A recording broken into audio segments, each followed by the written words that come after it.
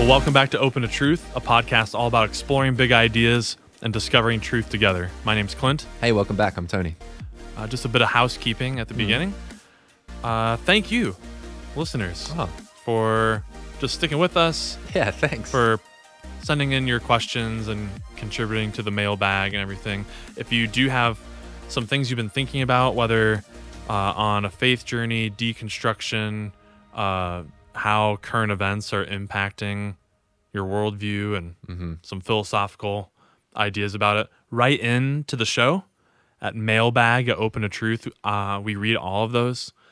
We'd really love to hear from you and incorporate it into a next mailbag episode. We want to address what you are thinking about. That's my favorite. Yeah, I always love it when you guys write into the show and we get to do a mailbag episode. It's useful for us just to get a feel of like who you are and what kinds of questions and issues you're dealing with and what kind of journey you're on. And that helps us shape the kind of content and conversations we're having here as well.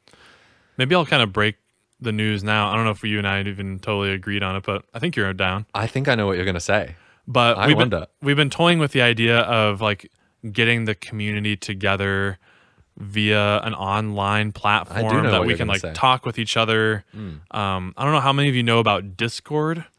You probably would better explain what it is. Yeah, well, Discord, if you're a gamer or you're at all involved in gaming, you probably know about Discord. But it's like an application on your phone and on the web and on your computer that's it's a communication platform. So you can create a server, have voice chat, video chat, text chat, different channels for different topics, that sort of thing.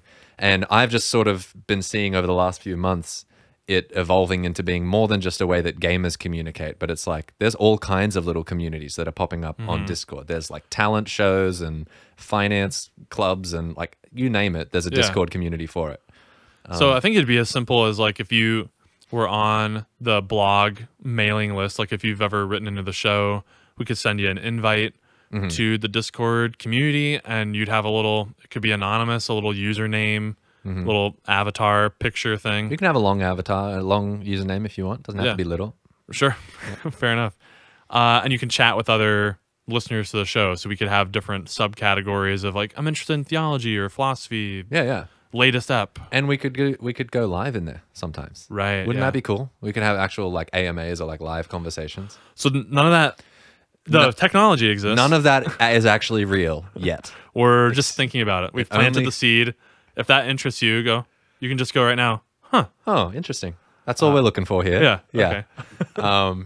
If you really, really like the idea, let us know. That'd be helpful. But yeah, it's something that we're kicking around. We want to find ways, we say every episode, like join the conversation. Yeah, touch base. We want it to be more of a conversation, you know. I'm sure that we'd get like trolled and we'd need to moderate it. I don't know about somehow. The modding, and because I don't want smut to be. Well, I'm sure there'd be all kinds of trolls. We'll have to figure that out. But something we're cooking up, maybe. Well, today I'd like to talk about a question that I was asked recently, and that is this. Does God have any moral obligations? Does God have any moral duties? Anything he ought to do? Yeah. Which, I don't know. Just think with me here, listener and Tony. I don't know I don't know if I could make the sociological statistical claim about what people would typically think. Like, do you think most people would think yes or no right away without tipping our hands? Or maybe we don't have it settled. I feel like most people would... Most people? It depends on who the people are. Like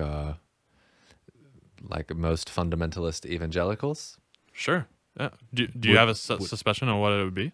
Does God have moral obligations? I think most would say no. But I don't know. That's his prerogative. He's the King of Kings, Lord of... He can do whatever he wants whenever he wants. That's sort of...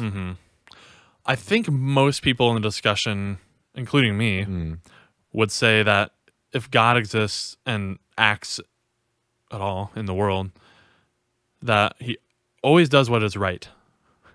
You know, or else would fail to then be God. You know, if God is all good, then doesn't that mean morally perfect? So whatever God does is morally perfect, that's not really what's on. I'm not suggesting that we should entertain that God actually does evil, Yeah. but rather must he? Or, yeah, is that sensible? Yeah. Yeah, that's sensible. I'm realizing too that maybe my intuition's wrong there, because Or you might say God's not beholden to any moral standard, whatever, insofar as being in some way definitive of the standard. Whatever God does, by definition, just is the right thing. And so we can still maintain that God always is morally perfect. It's just, but it's more definitional than it is God is on the same, or he's not playing the same baseball game we are with morality. right.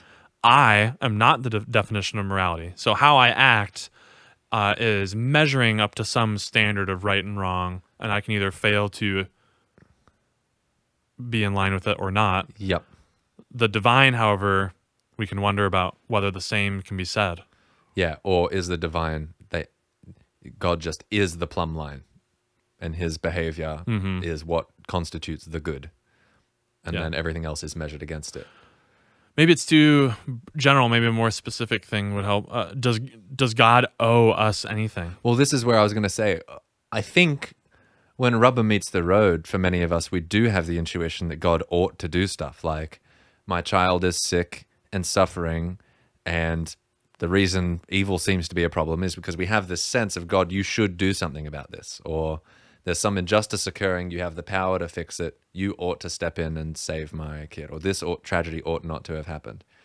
And there it does seem like we're sort of projecting on God some moral duty that he has been negligent in. Do you think, I mean, it's impossible to say. We're not equipped with the polling data. Yeah. I don't know if most people think that, or like evangelicals, Christians. I think they think it's a good. It would be a good thing if their family member was healed. But I think a lot of times prayers are more couched in this uncertainty, like your will be done. If it's your will, we'd love for you to heal the family member. But you do whatever you want to do. Yeah, fair enough. Fair enough. So this has been what classically formulated. We're dancing around the Euthyphro dilemma here. This is what. Yeah. So, oh man, I should have looked this up. The Euthyphro dilemma. I'm embarrassed that I can't remember where specifically it's found. It's in one of Plato's dialogues. I got you. I think it's. Oh, I want to. No, I don't even want to pretend. Come on, mate. Take a guess. Allow the YouTube comments to correct you. It's about what is piety. Okay. But I forget who the character is that asked that. All right. Anyway. Either way. And in that discussion, one of the characters, I think it might have been Socrates, in the dialogue, says, I'm paraphrasing for more understandable language. Sure. Do the gods command things because they are good? Or are things good because the gods command them? Sorry, I said plural because Socrates is thinking of the Greek pantheon. Yeah. But yeah, does God, singular, monotheism, Christianity, does God command things because those things are good? Or are they good in virtue of God having commanded them? Yeah. That's another way what of makes them good. Describing the tension I mentioned earlier. Yeah. And it's having to do with maybe like the logical priority of God and morality. How are God and morality related? Yeah. So I guess the question would be like, or maybe what's at stake here or what's up for debate. Is there something that God is required to submit to? Lady justice or lady virtue, whatever that happens to be. Some sort of Platonic ideal of the good that God is beholden to. Or, and this is the defense that I've heard Bill Craig and guys like him give many times to wriggle out of the Euthyphro dilemma, is this just that God's nature... Just real... Okay, sorry. Go ahead. No, I don't have to. Why did you use the word dilemma? Like what Isn't that what it's called? The Euthyphro dilemma? It is, but what makes it that makes it sound like if you take either position, it's not good. That's what a dilemma is. Yeah, right. So what would be like the initial, before we get to the Craig's solution. Why is this a problem? So let's look at each one. Yep. God commands things because they're good. And you said, does that mean he's beholden to Lady Justice or something? And that doesn't sound right for someone, for this God figure who's like Supreme authority. Well, yeah, ultimate reality. Yeah. Because if ultimate reality is beholden to something else, isn't that thing more Ultimate, yeah. prior in some way? Yeah. Is that the issue? I think that's the issue. Okay. Like, it would need. Is there anything that is uncreated besides God? You know, that's sort of what's Is that divine aseity? at stake. Yeah, right. It's like the property of God of being Uncreated of being like the only. or uniqueness. Yeah. Yeah. I think something like that. And then, or are they good because God commands them? Is But the then other see, horn of the dilemma? Something about that feels arbitrary, though. Yeah, that Right. just because a mind willed it, that means that it's automatically good. It Yeah. seems like then things that we typically would think are immoral, rape, Yep. killing of the innocent, if God commanded it, then those things actually would be good. Which is sometimes offered as a defense of, you know, parts in Scripture where genocide might be commanded by God, or at least described that way. I've heard that defense. Yeah, Yes. God commanded it. In this case, it actually is good, you know, Because he commanded it. because he commanded it. Yeah. So if those are the two options, that's the Euthyphro dilemma. And in fact, now I feel a little bit like a dingus, because that is the person, the interlocutor in the story. Euthyphro? Yeah. What was his name again? Yeah. Okay. Blasted. You got him. Foolish brain. Yeah. Yeah, so both you have to pick one, apparently. Mm-hmm. We can wonder about that, but it seems like it. Yep. And both seem bad. Mm-hmm. What do I do? Well, and then this is where Craig would say, no, you don't have to pick one. There's a third horn in this dilemma, which is, and I might butcher it, so help me if I do, but I think the notion is God's character just is goodness or something, or like what goodness is defined by the contours of God's moral character, like who he is. That is just what we mean by the word good. So, like we said before, the divine character becomes the plumb line against which all other actions are measured. How godlike is it? In the same way that like a high fidelity recording is one that sounds most like the actual instrument when it was played, you know, that's a high fidelity recording versus some old record that is not as clear. Similar thing going on in the moral realm. How closely does your character approximate God's character? And to that degree, you're approaching the good. You know? Okay, and tell me how that avoids the Euthyphro dilemma. Just trying to follow you. Because God doesn't command things because they are good, and things aren't good because God commands them. So neither of those. God commands things because he is good. I think that's what Craig would say. Okay. I don't know if that's just sneaky. All right. See, you're not loving it. No. It's just I find it hard. This is where like just I'm not smart enough. It's a bit abstract. I get confused quickly. So I feel like this topic and some other ones like this with the divine and ultimate reality, it's like, you know, holding on to a balloon, an inflated balloon with that little string, that little crap plastic string. And if you haven't wrapped it around your finger or anything, you're just holding the string. Yeah. You got to like really clench. Sometimes I really have to think about like, don't open your hand or else it'll fly away. Instantly, yeah. And you have to keep a pretty firm purchase or else it'll just kind of sneak out and it's gone. That's how I feel like with the discussion. Yeah, okay. If I don't really like try to hold it before, it'll just float away and then I just sit here not understanding. Yeah. Let me try to grasp the balloon handle and say this. I don't know if that solves the problem. I've heard that as well. Kicking it to God's character. But can we just rephrase the dilemma?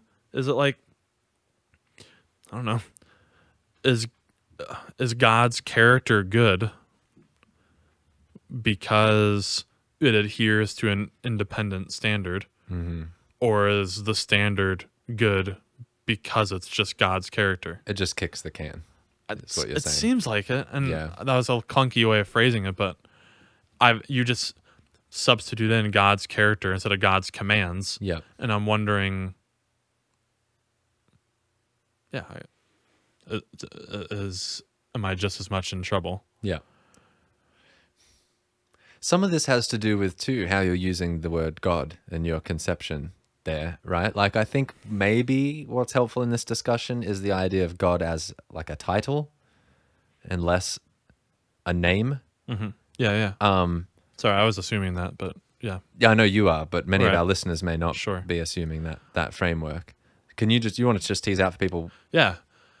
that way of thinking about Thinking things? of God less as a personal name, which is fine if I do that also. But sometimes in these philosophical discussions, it can be helpful to think of it as a title that a being, an entity has in virtue of having moral perfection, let's say, as one of the traits, or Yep. worship worthiness, deserving of adoration, or utmost adoration. Yep. And so you could like lose that title, just like you could lose the NBA champion title each Yep. year if you don't keep winning the championship. Yep. If the being ever failed to be morally perfect, then we would no longer call that thing God. Revoke the title. Yeah. Yeah. That's I know that's a kind of strange, different way of thinking. Again, I'm not saying it's wrong to like refer to the being as God in worship or something, and Right. to use it as a name. Yep. But yeah, But you're saying that's helpful here because I'm wondering if it's helpful here, because on the one hand, if I think, okay, if I might be more tempted to say things are good because God commands them if my conception of God is completely bound up in like stories from scripture, and there's all these things that have been attributed to this one particular being, and if I'm committed to that this one being has done all those things and his name is God, then I kind of need to say, well, he commanded, it must be good because he commanded it or something, and he is good. I don't know if that's, maybe there's a separate, maybe it's not God as title that is helping me out of that problem. Maybe it's actually how I'm understanding scripture. Yeah. But there was, I guess, like for many years, God in my mind, God was a being who I had attributed a whole history to of his actions and all that he had done and whatnot. And at some point, I was confronted with the idea that kind of like the God as rescuer thing, that's a particular model of God that I have built, but it's not the only model of God that exists, and it's not the only search for a rescuer that might be worth pursuing. And instead, it actually might be a useful exercise to start with a conception of God as a title, and then look for like what would be the minimum necessary qualifications for some being to be considered God, and then go looking for evidence that maybe that being exists. So, yeah. I don't know if that's too far afield. No, I think but it's somewhat. Let me try to. I think it's relevant. Let me try to make the connection.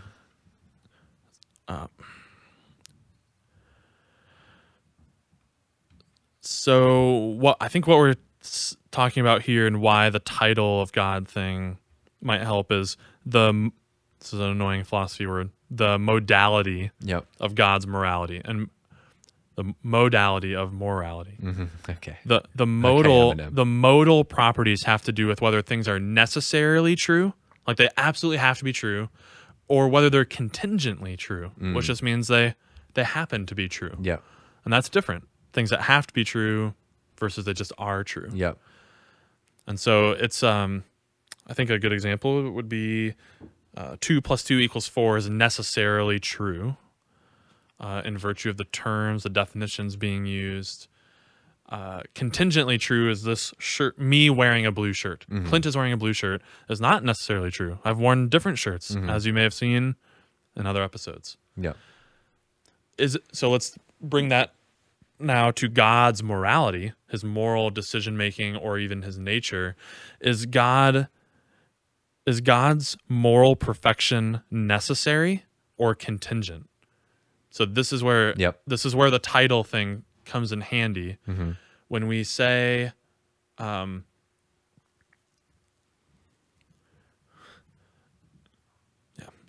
if you're going to refer to that being as God, the title, and the title just means that you're morally perfect, and you ask, does God have to be morally perfect? Then yes, necessarily so.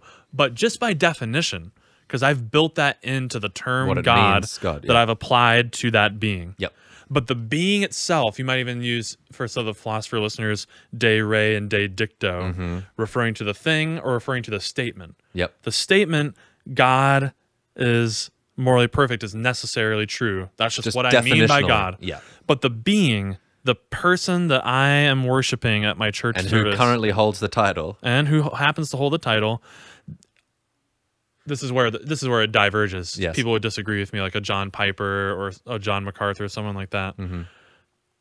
Clint is going to say that God is contingently morally good or morally perfect. Yeah. And that, to use the metaphor earlier, he's playing the same baseball game that I am of morality. Of, hey, that's what I take it to be made in God's image. Is that I'm a moral actor, I'm an agent that can choose the good or not. God also is that way. Now, he happens to maintain his title by always choosing the good. He's oh my gosh, excellent player. What a being worthy of worship. Yeah. Yeah. But it's contingent. It's not necessarily true. And I think a reason, I don't just say that, a reason for thinking it is I think it preserves God's freedom of the will. That he's genuinely free to choose between the good and the ill. Yep. And just happens to always do it. And that's what generates his moral perfection or his worship worthiness. Yep. Sorry, go. Yeah, go. Sorry. My worry with Craig's response to the Euthyphro Dilemma, to just kick it back to God's character, is that it makes God's morality out to be more necessary. To say that God is the grounding of morality makes it so that, like, in some sense, God can't help but be like he's bound morally by perfect, his own character, because by definition is the ground of moral perfection and cannot act out of accordance with his nature, let's say. Do you see it? Sorry, the balloon might be slipping away, but let's try. Okay. Yeah.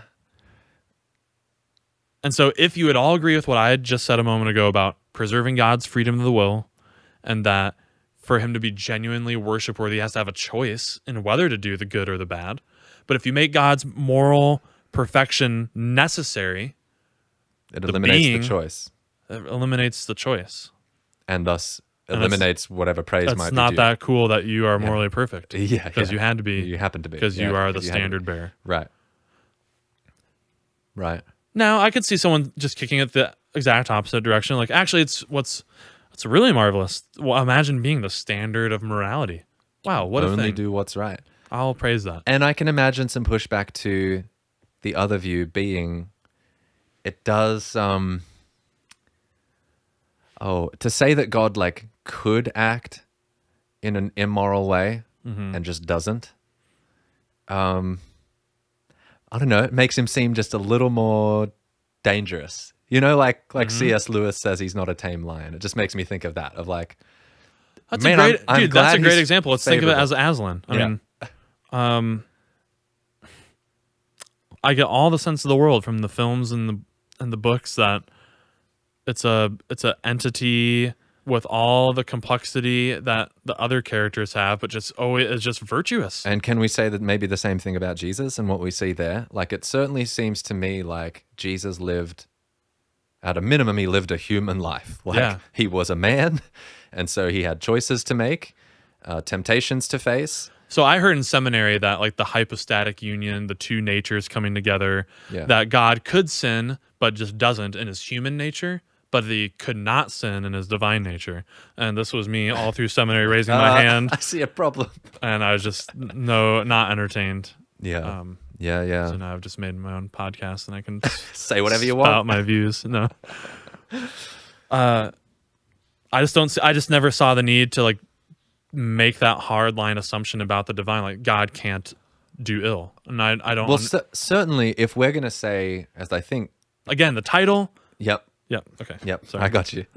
If we're going to say, as I think Christianity does, that Jesus was representative was truly human and representative, his life was representative of a truly human life, then I've always felt like if Jesus is going to be a savior that can relate to me at all, then he needs to be a savior who was genuinely tempted at some point, or at least genuinely faced the possibility of wrongdoing and opted not to, because that is a big part of what it means to be here. It's a big part of my experience, a daily part of my experience, is how am I going to act? Will I do what's right? And did so in virtue of being God, perhaps. Because again, my professors would have said, Yep. oh, that's true in his humanity. He could have sinned but didn't. But in his divinity, Yeah. then he couldn't have. But what? I know. What though? Yeah. What does that mean? It does seem like a contradiction. Now I'll bring it back to the Euthyphro Dilemma. Here's the problem with my response just then, is you might say, well, Clint, to be a theist, like you believe in God, don't you think God has anything to do with morality? Like the Euthyphro Dilemma was, thought up or designed to put pressure on both of these different ways of thinking about how God relates to morality. Maybe the ultimate pressure is just nonsensical, so God doesn't exist or something, or maybe there's a different source of morality. But most theists are pretty interested in, like, God has something to do with why things are right and wrong. Yep. Or where else did it come from? That's that thing of like, is morality co-eternal with God or uncreated in some way, like in the Platonic realm? Yep. Okay. Well, let's go there then. Yeah, abstract objects. And Yes. Okay. So table the morality thing for a moment. Are there any other? Well, let's back to the essay. Are there other uncreated objects? Mathematics, numbers. 2. Yeah. The number 2. Yeah. What is that? It's an idea.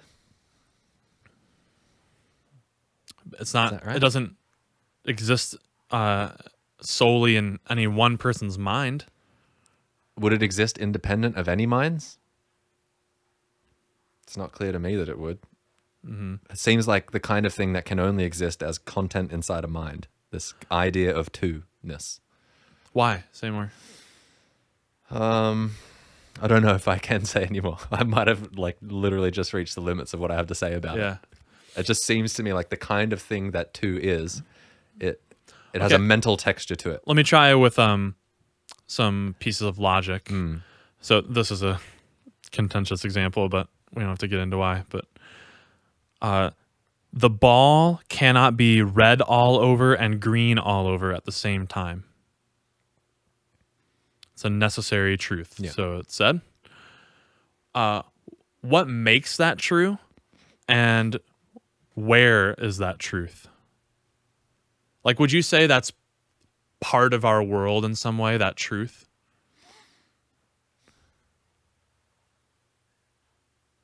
In some way, yes. In some way. Yes. Yes. And so there's something about it that exists, that our world is participating in that truth in virtue of having never, ever violated it. It's necessarily true.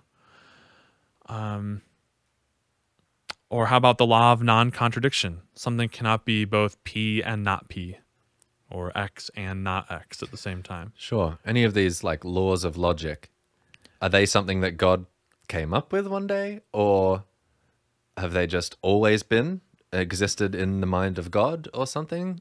That's what Craig would say, right? Abstract objects are grounded as ideas in the mind of God. Right, and they're not universals, I think. Yeah. Okay. But I don't know. I just think when you do that, you fall prey to the Euthyphro Dilemma, and I don't want to. Right. Okay. But so you're okay with saying that there is a...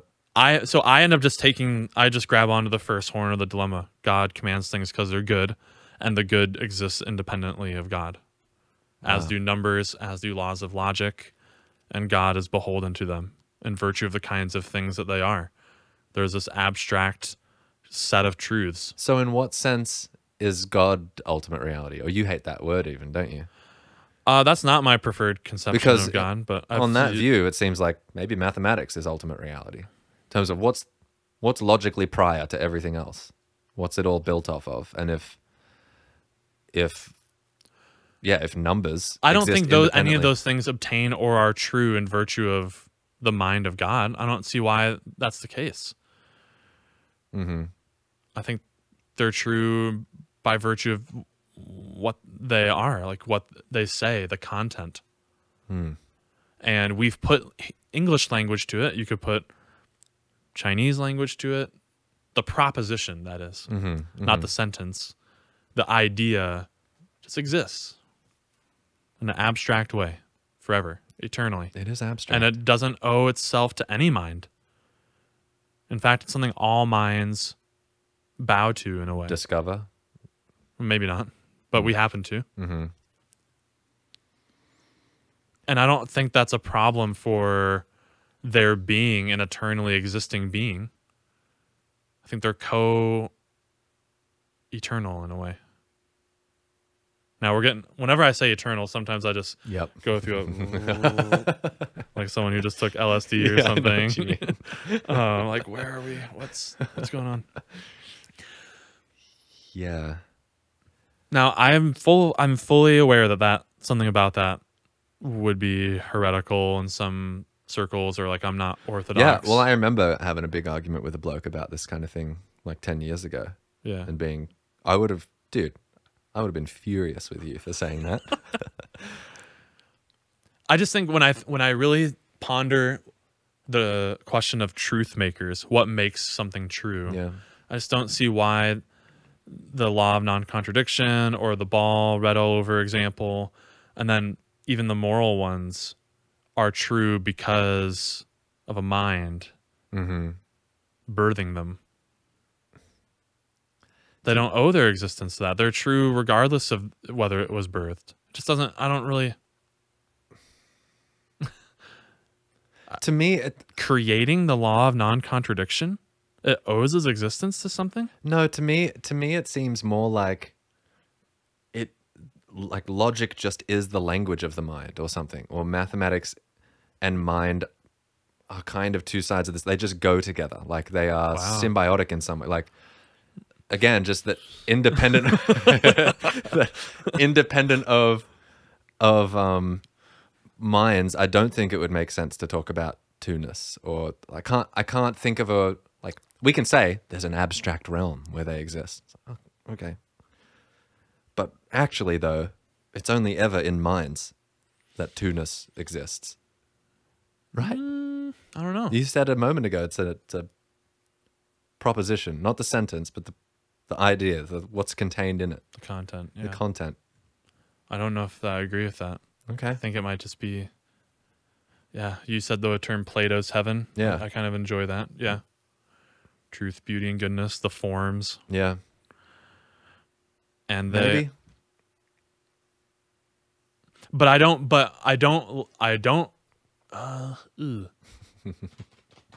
know if I enjoy thinking of them as like actually existing in the same way. Okay, yeah, careful though.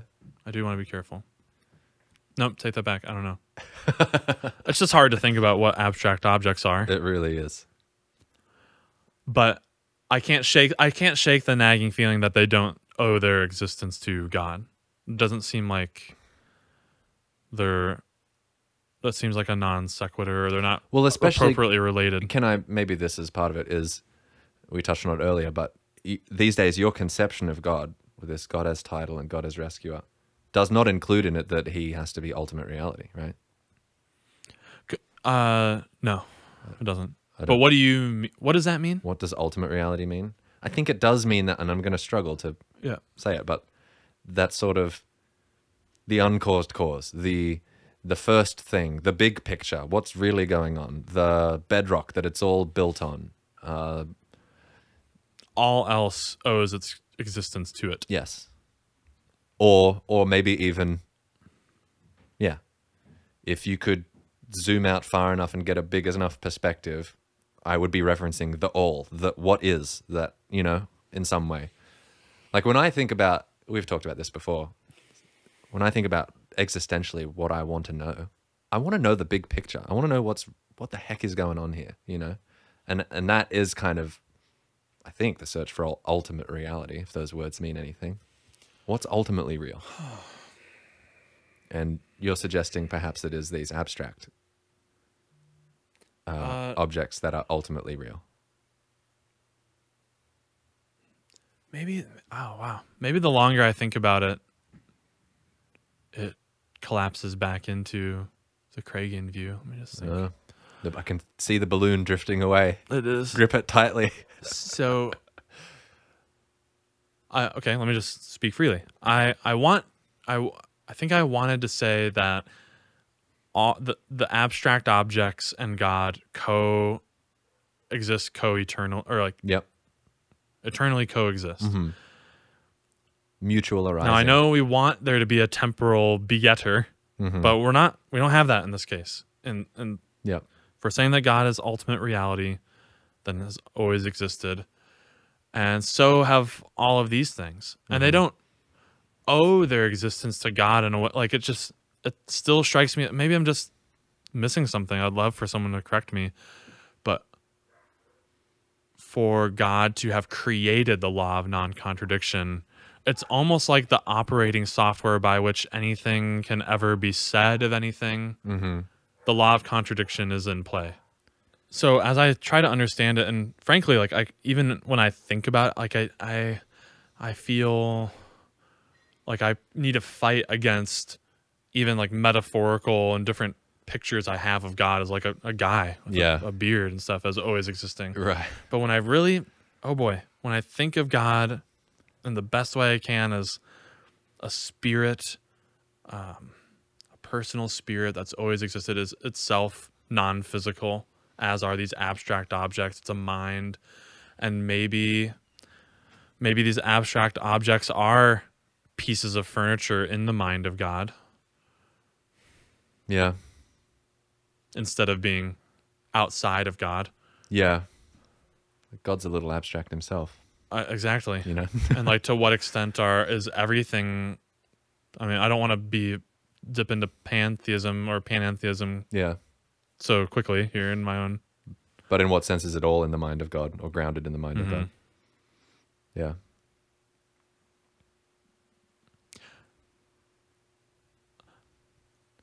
How about this? It is difficult to explain what's going on with God and abstract objects. I currently, but if it's the mysteriousness of that, I don't feel like I don't feel like it's contradictory. I don't think I'm hung on any particular problem. Like, I don't see why they owe their existence. Like, the truth of the law of non-contradiction doesn't seem dependent on God existing. It seems like something else is going on. Yep. And I think that is a helpful way out of the Euthyphro dilemma. So those are two reasons to think it. Yep. And until there's some obvious reason or problem there, obvious reason not to. Yeah. I think the pushback would be something like, well, if you're going to say they co-eternally exist, then aren't those things just God themselves in some way? Right. But I'm not saying that, because I have a concept of God whereby God is a personal agent, able to act in the world and has freedom in a way that the law of non-contradiction does not. It is not God. Yeah. Pointing to the law of non-contradiction, I was going to say things like goodness, I could imagine grounded in his character from like you're saying, he's an agent, free agent, and maybe these things are parts of God. Maybe goodness is a part of God, you know. But you're right that with things like law of non-contradiction, that does just seem, eternal in some way. The mathematical axioms, the Pythagorean theorem. Yep. I mean, the truth, when I did proofs for that in geometry, I didn't list God in any of the steps. Yeah. Step 4, mind of God, origin. You know, Yeah. I can prove the truth of it without it. It just, I don't know, man. Maybe I'm totally off base here and crazy, but I don't view. So what's the takeaway for the listener? Sorry, this is so. Is there some way that you, as a religious inquirer or somebody who is pursuing the good, is there some way that you're? I've always sort of thought about my pursuit of the good and my pursuit of God as being the same pursuit, in fact, but maybe not in this view. Other than that, like, God is morally perfect, so to emulate or have your character conform to his would be. But goodness is something that stands co-eternal with God, but is not God. I tend toward that, I think. I don't know. Maybe maybe I have some more work to do to iron it out. I just start to bump up against an invisible wall of my own mental. It's real murky. Yeah, that territory starts to get murky for me. Yeah. So what would the takeaway for a listener be? Does God commit? What was the question here? Is God morally obligated to do anything? We kind of got ourselves adrift. In this world, then yes. He is morally obligated. In my picture, God has moral obligations, just like we do. And he perfectly They're not the same exact ones, maybe, but... Right. And he fulfills them. And he always does them. It's awesome. Way to go, God. You really got a good streak. Man, I wish going. I could say more about it and like tie a neat bow. Do you feel like I've done a disservice to the views on hand or anything? No, I don't think so. I think anytime we in this podcast have started to tiptoe into the abstract realm, it gets tricky. And the balloon flies away fairly quickly. Yeah. But maybe, so you might even, so I didn't bring this up earlier, but someone might wonder, why are you lumping in like morality with numbers and logic? Yeah. It's just trying to understand what morality is to begin with. Like what is the proposition killing innocent for monetary gain is wrong. So there's that proposition. Where is that? What kind of thing is morality? Yeah, it's not a concrete thing. No, I can't look around and find it. I could see instances of someone doing some behavior that I could bring that category to bear and label it and judge accordingly. But it's not something that you can just, I mean, some would say what's called a moral naturalist would say that, but I think there's some issues with it. I happen to think morality is like a non-natural thing. It's an abstract object, just like these other propositions that exist in this way. And there's many of these items in other areas of philosophy, possible worlds. Yeah. So this is fascinating, dude. It's true. It's possible that Tony would wear a red shirt for this podcast. That's possible. Well, that's true in some way, right? So what does that mean? What makes that true? Well, there's this whole possible world that exists as an abstract object. It has all the features that this world does, except that Tony has a red shirt. In its description of this whole totalizing world. That itself, this whole P sub 1 of possible world, is an abstract object. See, it's in an effort. The reason to have a stronger view of abstract objects that deserve attention in your metaphysics is because we want our sentences to be true. Yeah. You know, like we say true things, and you have to think, what makes it true? Well, on my view, it's because there's an abstract object that exists that makes it true. And what to do now. So now That's how I've figured out how to make sense of our speech and language and how we communicate, what makes things true. And now what do I do with that thing? So this possible world,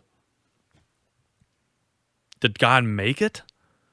Because some explanations of creation even employ possible world. Like God Like he looked at them all. did a Rolodex. Yeah. He looked through all of Netflix of all the possible worlds and picked this one. Yeah. I mean, I've heard people explain creation that way. Did he create all the possible worlds too? Well, no, it's just way things could be. And they exist right along with God. They don't spring forth out of his mind or out of his being. They are kind of the guardrails. I don't love that, but the limits of being, I know the what you mean. playground of being. Yeah. And I think that they are infinite. The possible worlds and the abstract objects are an infinite collection. There's infinite numbers. There's infinite. I'm kind of on the fence about color, but qualia seems infinite to me in some ways. Moral truths are infinite insofar as people are ongoing eternal beings that continue to behave morally. So the bounds of being, it's God. I'm not limiting God. It's the bounds are infinite, and being itself, God, resides in that infinite playground. Maybe that's how I want to talk about it. Okay. Is that? I think I got it. That was pretty abstract, but Yeah. And there's nothing that see, the thing about these is like there's nothing you can point to prove the existence of abstract objects. It's sort of you have to reason your way there on first principles. It's a postulate to understand the truth. Yeah. Like, do we want to give up? It's false that it was possible that you wore a red shirt, which is to say it's necessary that Tony wore a white shirt. Yeah, I had to wear the white That's shirt. a necessary truth. Didn't feel necessary. So I almost did wear I'm a red really shirt. committed to being possible that you did otherwise. Yep. And so, like, as in logically possible. Yep. Which even our determinist friends should be okay with. Yeah, yeah. Not that, the history of the world forced you to wear a white shirt, maybe. But at least logically, it's possible that you could right now be wearing a red shirt. Yeah. You, in fact, are not, for our audio listeners. Yeah, He's wearing a white shirt. It is white. So I need that to be true. Well, what do I do? What makes it true? Well, it's because You postulate this abstract object. it's consistent with other ways that we say things are true, that things obtain. Yeah. So that there are two red chairs in this room right now is true because there really are two red chairs in the room. So what makes it possible that you're wearing a red shirt? Well, there really is an abstract object of this possible world where you're wearing a red shirt. Yeah. Okay. So I'm using the same obtaining method of determining truth. So I need to think about the reality of abstract objects. How does that, now I'm a theist though also. So how does that relate to God? Did they co-eternally exist with him? Did God create them? No. Doesn't seem like. Well, given the fact that some of them God himself would still be sort of subject to, right? Like the law of non-contradiction or other things. Yeah. I think so. So he couldn't have created them. And so I think a metaphor to help understand that is the abstract objects are the bounds of being. It's like the playground, the arena in which being can take place. We cannot violate the law of non-contradiction without on pain of something crazy like irrationality, falsehood, or the logic of our universe falling apart.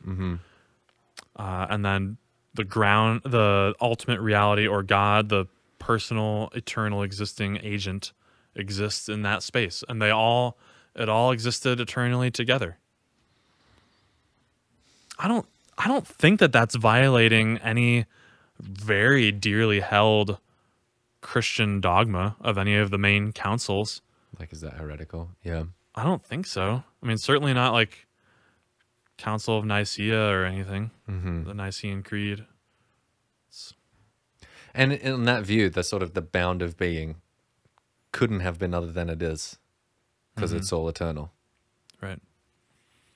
That applies to all possible multiverses that might exist. The ball cannot be red all over and green all over at the same time is a necessary truth that expands across all possible worlds. I see what you're saying. Okay.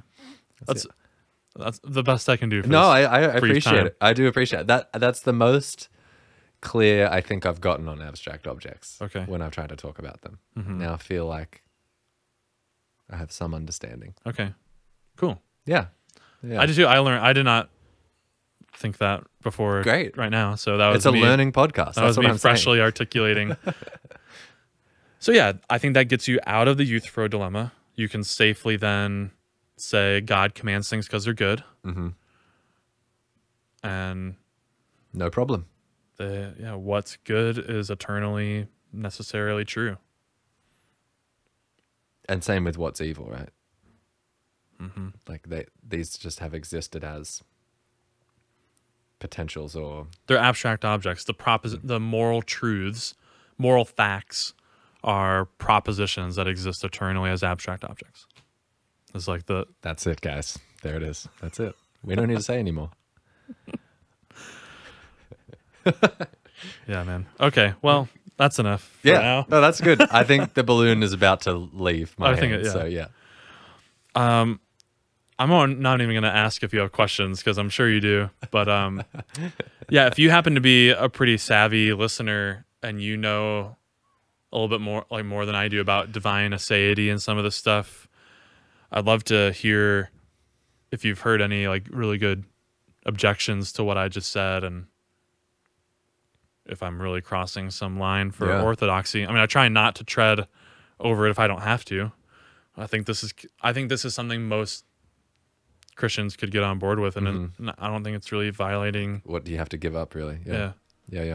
So, well, great. Well, thanks for listening. Thanks for sticking with us.